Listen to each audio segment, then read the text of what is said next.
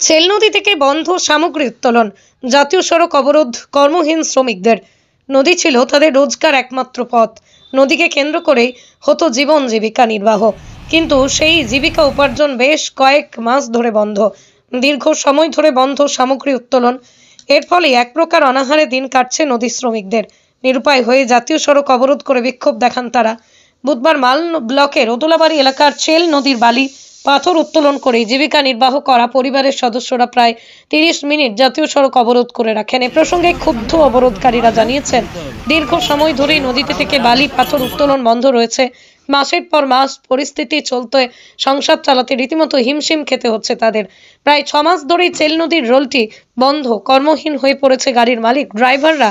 শেষমেশ এদিন সকাল 9টায় মাল ব্লকের রোদলাবাড়ি 31 নম্বর জাতীয় সড়কে পথ অবরোধ করে বিক্ষোভ দেখান ড্রাইভার এবং মালিকরা শ্রমিকরাও। অবিলম্বে তাদের জীবিকা